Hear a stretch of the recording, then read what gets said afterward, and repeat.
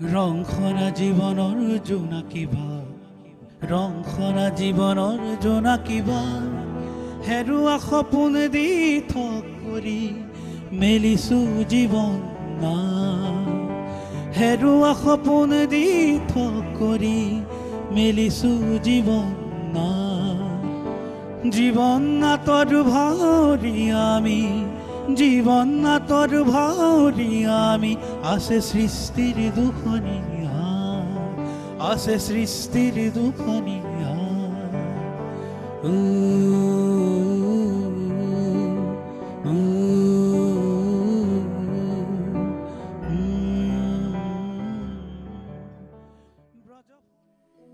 কৃষ্টিৰ মহাসাধ সৃষ্টিৰ মহানায়ক জগত সভাত বিলালাবাণী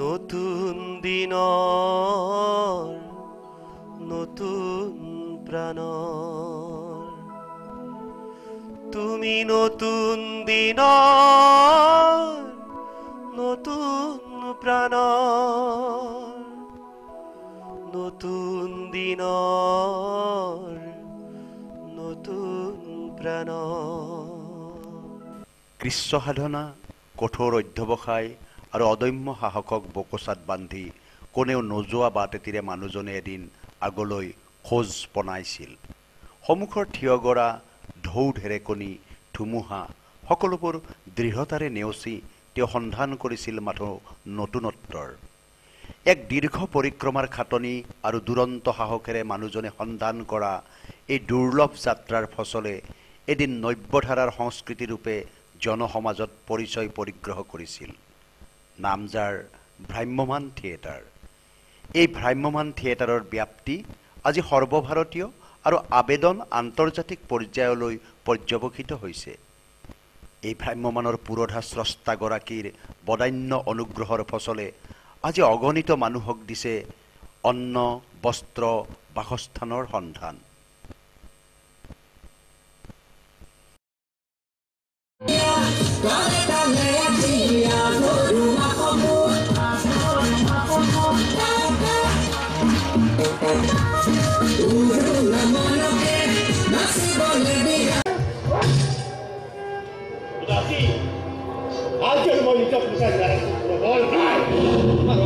নটরাজ থিয়েটার এটি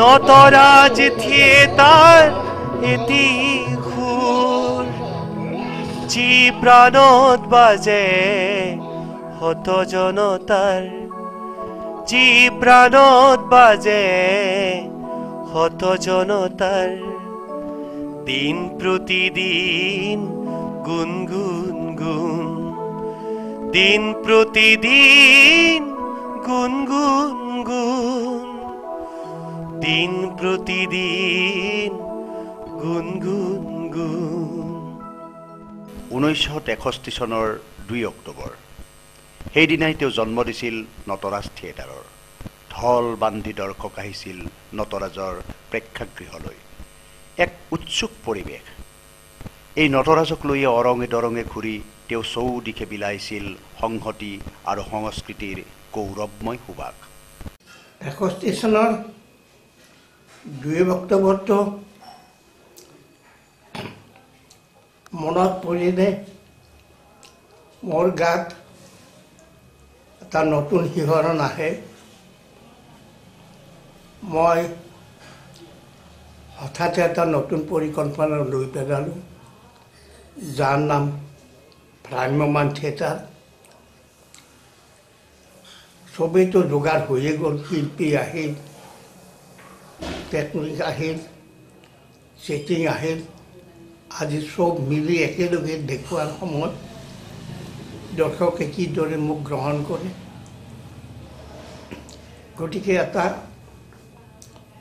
মনৰ ভিতৰতে উখল মাখল পৰিস্থিতি তাতকৈ ডাঙৰ কথা মই প্ৰথম যেতিয়া ষ্টেজখন বনাইছিলোঁ, ৰিভলভিং ষ্টেজ বনাইছিলোঁ, দুখন ষ্টেজ, এখনত অভিনয় হয় আৰু আনখনত সজাই থাকে। এই নাটকখন শেষ হ'লে সিফালৰ পৰা ঠেলি দিয়ে, চলি থকাখন গুচি যায়, সজাই থোৱাখন আহি যায়। এই ঠেলি দিয়া ছিষ্টেমটোৰে মই প্ৰথম আৰম্ভ কৰিছিলোঁ। ঠেলি দিয়াতে তেতিয়া চকাবিলাক আছিল গাড়ীৰ টায়াৰৰ চকা। অসমৰ সমাজ জীৱন, সাংস্কৃতিক ক্ষেত্ৰ, অৰ্থনৈতিক প্ৰগতিৰ পৰিকাঠামোক সমৃদ্ধ কৰিছে এই ভ্ৰাম্যমানে। এই ভ্ৰাম্যমানে অগণিত অনুষ্ঠান প্ৰতিষ্ঠান, বিদ্যা মন্দিৰ গঢ়ি ভ্ৰাম্যমান আজি জাতিৰ হিয়াৰ আমঠু হৈছে। চহকী কৰি তুলিছে নাট্য সাহিত্যৰ অক্ষয় পৰিমণ্ডলৰ গভীৰ আয়তনক। চৌদিশৰ উন্মাদ ভঙা গঢ়া আৰু বিশ্বাসহীনতাই সৃষ্টি কৰা দুঃসময়ত ভ্ৰাম্যমানে বিলাই দিছে সংহতিৰ আশাভৰা বতৰা। অসমৰ এই ভ্ৰমণ এটা পৃথিৱীত ক'তো নাই। মই এতিয়া বৰ্তমান পাকঘৰত আছোঁ, আমাৰ থিয়েটাৰ পাকঘৰত। এই পাকঘৰত কিমানবিলাক মানুহে কাম কৰি আছে, তেওঁলোকে ৰান্ধি বাঢ়ি দিয়া বস্তু আমি খাওঁ আৰু আমাক ভাত দিছে কিন্তু সেইজন মানুহে। গতিকে বহু যুগ ধৰি অসমত ভ্ৰমণ থিয়েটাৰ চলিয়ে থাকক মানুহে। ये आज हमारा सौभाग्य है कि और दुख भी हो रहा है कहीं ना दिल में कहीं छुपा हुआ दुख। आज तक जो सिर्फ हमारा था वो आज हम लोगों का नहीं रहा, सारे हिंदुस्तान का हो चुका है। मोबाइल थिएटर आज सिर्फ आसाम का नहीं है, ये सारा हिंदुस्तान का प्रॉपर्टी हो चुका है, हिंदुस्तान का गौरव बन चुका है। कॉमर्शियल फिल्म में जाने के लिए ही मैं एनएसडी आया था। ভ্ৰাম্যমান থিয়েটাৰ অঞ্চলত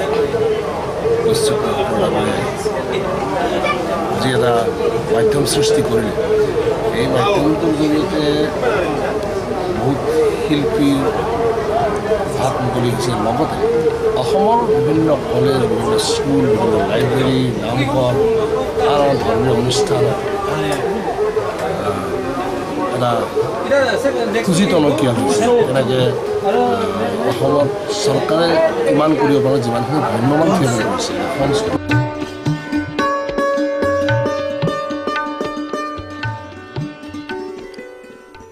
ভ্ৰাম্যমান থিয়েটাৰৰ গৌৰৱময় যাত্ৰাৰ যাত্ৰীগৰাকী এদিন পৰিবেষ্টিত হৈ আছিল অগণিত মানুহৰ ৰঙীন আবেষ্টনীত। সেই সোণালী দিনবোৰত মানুহৰ মাজতেই তেখেতে দিন কটাইছিল। কিন্তু আজি তেওঁ একেবাৰে নিসংগ। একাকিত্বৰ বেদনা আৰু যন্ত্ৰণাই তেওঁৰ অলক্ষিতে কাঢ়ি নিছে জীৱনৰ সমস্ত উৎসাহ আৰু ৰংবোৰ। আজি মানুহৰ সান্নিধ্য বিচাৰি আকুল হৈ পৰে মানুহগৰাকী। জীৱনৰ অস্তৰাক পৰ্বত, অস্তমিত সূৰ্যৰ হেঙুলীয়া আভাত বিচৰণ কৰি উঠোতে বহোতে শোওঁতে মাথোন ৰেডিঅ'টোকেই সংগী কৰি লোৱা মানুহজনৰ বাবে এতিয়া ৰেডিঅ'টোৱেই নিত্য সহচৰ। ৰেডিঅ'টোৰ বুকুতেই তেওঁৰ অনুভৱ উপলব্ধিৰ সত্তাই আজি বিচৰণ কৰে দেশ দেশান্তৰ। আমি জানিব পাৰিছোঁ যে আপোনাৰ সংগী এই ৰেডিঅ'টো। আপুনি ৰেডিঅ' কেতিয়াৰ পৰা শুনে আৰু কোনবিলাক ৰেডিঅ' অনাতাঁৰ কেন্দ্ৰ আপুনি মানে বিশেষভাৱে শুনিবলৈ ভাল পায়? ৰেডিঅ'টো মই যেতিয়া ভ্ৰাম্যমান কৰোঁ, তাত এনেকুৱা বহুত ঠাইত আমি নাটক কৰিব যাওঁ য'ত পেপাৰ এখনো পাবলৈ নাই। গতিকে বাতৰি পৃথিৱীৰ লগত যোগসূত্ৰ ৰাখিবৰ কাৰণে মই ৰেডিঅ'টোকে সেই সময়ৰ পৰাই আজিলৈ এটা ডাঙৰ মাধ্যম হিচাপে ব্যৱহাৰ কৰি আহিছোঁ। এতিয়াও মই ভইচ অফ আমেৰিকা, BBC, জয়ছ এভেলি, চাইনা ৰেডিঅ', বাংলাদেশৰ ৰেডিঅ', ইটো ৰেডিঅ' পকাই থাকোঁ একেটা বিষয়ৰ ওপৰতে। এটা ঘটনা জানো, লাডেনৰ ওপৰত বাংলাদেশে কি ক'লে, পাকিস্তানে কি ক'লে, আমেৰিকাই কি ক'লে, এটা মানে পৰ্যালোচনা এটা কৰাৰ সুযোগ পায়। সেইকাৰণে চেণ্টাৰ সদায় কোনে কি অভিমত যাচিলে, কোনে কি ভূমিকা ল'লে জানিব পাৰি। সেইটো সুযোগটো অসমৰ কোনো মিডিয়াতে নাই।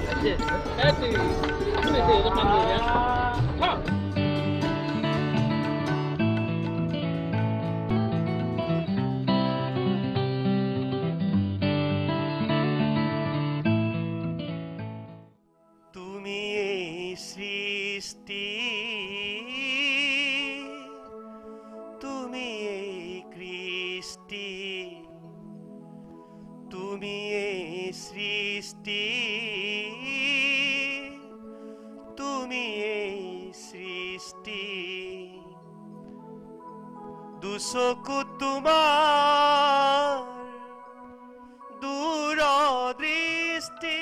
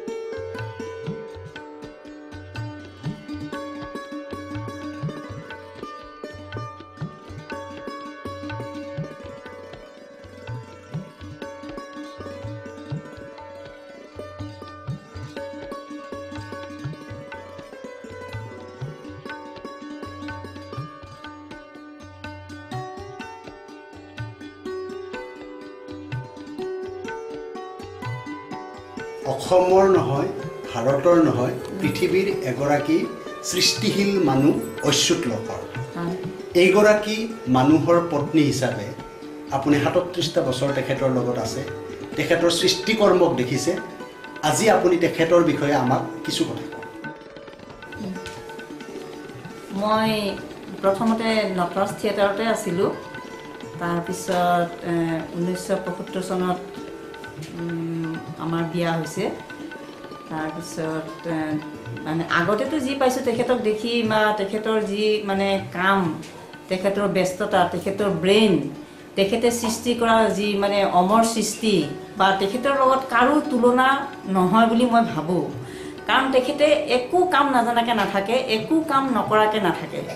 ইমান ব্যস্ততাৰ মাজত এজন প্ৰযোজকে গোটেই দিন গোটেই ৰাতি খাটিও তাৰ মাজত নাটক লিখিছে, ডেন্স ড্ৰামা লিখিছে, গান লিখিছে বা সৃষ্টি কৰিছে। হয়তো ষ্টেজখনৰ কথাই ভাবিছে, নহয়তো কিবা টেকনিকেলৰ কথাই ভাবিছে, নহয়তো তাৰ মাজতে কোনোবা এজন মিস্ত্ৰীক মাতি আনিও কথা পাতিছে। মই নিজে নিজে আচৰিত হওঁ যে ব্ৰেইনত ইমান ষ্টক কেনেকৈ থাকিব পাৰে।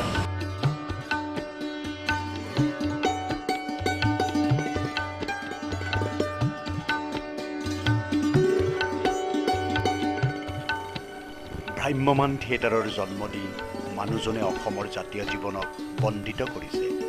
স্বৰ্ণ আভাৰ সোণোৱালী পৰশেৰে বিদৌত ভ্ৰাম্যমানে আজি জাতিটোক মহিমামণ্ডিত কৰিলে ঠিকেই। সৰ্বকালৰ বাবে ইতিহাসত সময় স্বীকৃত হৈ থকা মাধ্যমটোৰ এই স্ৰষ্টাজনৰ অনবদ্য অম্লান বৰঙণিৰ মূল্যাংকন হ'ল জানো? সকলোৱে বিচাৰিছে জীৱনৰ অপৰাহ্নত মানুহজনক দিয়া হওক ৰাষ্ট্ৰীয় সন্মান। ন্যাশনাল স্কুল অফ ড্ৰামা মানে যেটা নামত কৰিছিল, আমি কৰিছিলোঁ এতিয়া খুব প্ৰাউড ফিল কৰিছে যে আমি অচ্যুত লহকৰক চিনাকি কৰাই দিছিলোঁ। এইজনে জন্ম ভ্ৰাম্যমান থিয়েটাৰ, যোনে ভ্ৰাম্যমান থিয়েটাৰটো জন্ম দিছে, তেখেতক চিনাকি কৰাই দিব পাই খুব আমি গৌৰৱ অনুভৱ কৰিছিলোঁ। মই আকৌ অনুৰোধ কৰিছোঁ যে তেখেতক যাতে ৰাষ্ট্ৰীয় পৰ্যায়ত এটা স্বীকৃতি দিয়া খুবেই প্ৰয়োজন। আৰু মই ভাবোঁ ভ্ৰাম্যমান থিয়েটাৰটো সদায় তেখেতক স্মৰণ কৰিও আছে আৰু আগলৈ কৰিব। কাৰণ তেওঁ যিটো উদ্যোগ সৃষ্টি কৰিলে সেইটোতো ক'তো নাই। অসমত তেওঁ যিটো উদ্যোগ, সেইটো উদ্যোগেই দিয়কচোন ভ্ৰাম্যমান থিয়েটাৰ। আৰু গতিকে সেইটো এতিয়াও কোনেও কৰিবও পৰা নাই। গতিকে তেওঁক যদি তেনেকুৱা এটা সন্মান দিব পৰা যায়, সেইটো অকল আমাৰ বাবে বুলি নহয়, গোটেই সমগ্ৰ ভাৰতবৰ্ষ, পৃথিৱী বুলিয়ে ক'ম মই। তেওঁ মানে সেই সন্মান পোৱাৰ যোগ্য, আৰু সেইটো হ'লে ভালেই পাম আমি। তেখেতে এটা ৰাষ্ট্ৰীয় সন্মান পোৱাটো আমি ভ্ৰাম্যমানৰ শিল্পীৰ প্ৰযোজক দায়িত্বভাৰ কৰিছিলোঁ। এটাই বিচাৰোঁ। ভ্ৰাম্যমাণ থিয়েটাৰৰ যোগেদি অসমৰ জাতীয় জীৱন সমৃদ্ধ হৈছে, অৰ্থনৈতিক ক্ষেত্ৰত যথেষ্ট পৰিৱৰ্তন আহিছে আৰু অসংখ্য মানুহে তেওঁৰ এই সৃষ্টিৰ দ্বাৰা উপকৃত হোৱাই নহয়, ভাত কাপোৰৰ সন্ধান পাইছে। গতিকে এনেকুৱা এটা বিশ্বতেই বিৰল মাধ্যমৰ স্ৰষ্টাজনে আজিৰ এখন দেশখনত এতিয়ালৈকে ৰাষ্ট্ৰীয় সন্মান নোপোৱাটো অতি পৰিতাপৰ কথা। সেয়ে অসমৰ জাতীয় জীৱনক জগতসভাত বৰ্ধিত কৰা এইগৰাকী বৰেণ্য তেওঁৰ জীৱনকালত ৰাষ্ট্ৰীয় সন্মান পোৱাটো আমি কামনা কৰোঁ আৰু এই ক্ষেত্ৰত চৰকাৰে তাৎক্ষণিক ভূমিকা লোৱাটো আমি বিচাৰোঁ। শ্ৰদ্ধাৰ অচ্যুত লহকৰ ডাঙৰীয়াই ভ্ৰাম্যমাণ থিয়েটাৰৰ জন্ম দি যি এক ধাৰাৰ প্ৰৱৰ্তন কৰিলে, যি অকল অসমতে নহয় অসমৰ বাহিৰতো প্ৰশংসিত হৈছে। অসমৰ সাংস্কৃতিক জগতত তেখেত এক মহিৰোহ, তেখেতৰ প্ৰতি মই গভীৰ শ্ৰদ্ধাশীল আৰু তেখেতৰ প্ৰতিমূৰ্তি সাজি তেখেতৰ হাতেদি উন্মোচন কৰাটো আছিল এজন মহান শিল্পীৰ প্ৰতি মোৰ নিচিনা এজন সাধাৰণ শিল্পীৰ শ্ৰদ্ধা নিবেদনৰ এক প্ৰয়াস। এইটো মানে আচলতে বহুত দিন আগতে হ'ব লাগিছিল তেখেতক এটা মানে ৰাষ্ট্ৰীয় আমাৰ মানে ৰাষ্ট্ৰীয় সন্মান, অসমৰ মানে সন্মান তেখেতক আগতেই পাব লাগিছিল, কিন্তু পোৱা নাই যদিও এতিয়াও আমি অনুৰোধ কৰোঁ চৰকাৰক, আমাৰ অসম চৰকাৰক, আমাৰ ভাৰত চৰকাৰক যে তেখেতক ৰাষ্ট্ৰীয় পুৰস্কাৰ দিব লাগে। মই প্ৰথমতে পথাৰ গুৱাহাটীৰ সমূহ কৰ্মকৰ্তালৈ মোৰ হিয়া ভৰা অলপ জনাইছোঁ। তেখেতসকলে যে ভ্ৰাম্যমাণৰ জন্ম তাৰিখটো মনত ৰাখিছে। আমি এনে এখন ৰাজ্যত জন্মিছোঁ, যিখন ৰাজ্যৰ মানুহে ভ্ৰাম্যমাণ বুলি মোৰ এখন সুকীয়া সমাজ আছে।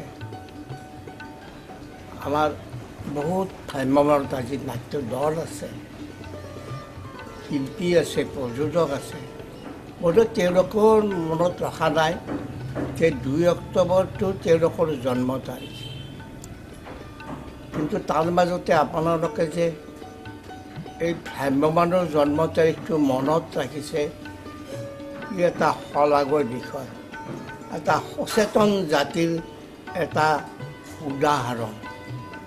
তাৰ বাবে মই আপোনাসকলক ধন্যবাদ জনাইছোঁ। শক্তিশালী গণমাধ্যম ৰূপে স্বীকৃত ভ্ৰাম্যমাণ থিয়েটাৰৰ জনক অচ্যুত লহকৰদেৱক আজি ভ্ৰাম্যমাণ থিয়েটাৰৰ 50 বছৰীয়া জয়ন্তীত তেখেতৰ অনবদ্য অৱদানক আমি শ্ৰদ্ধাৰে সোঁৱৰণ কৰিছোঁ আৰু আমি অভিনন্দন জনাইছোঁ এই মাধ্যমটোৰ লগত জড়িত সমূহ শিল্পী, কলাকুশলী, প্ৰযোজক, নাট পৰিচালক।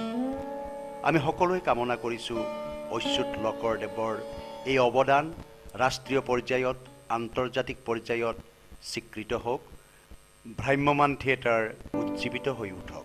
ৰংখনা জীৱনৰ জোনাকিবা, ৰংখনা জীৱনৰ জোনাকিবা, হেৰুৱা সপোন দি থক কৰি মেলিছোঁ জীৱন না, হেৰুৱা সপোন দি থক কৰি মেলিছোঁ জীৱন না, জীৱন নাটৰ ভাৱৰি আমি, জীবন নাটৰ ভাৱৰি আমি, আছে সৃষ্টিৰ দুখনীয়া, আছে সৃষ্টিৰ দুখনীয়া।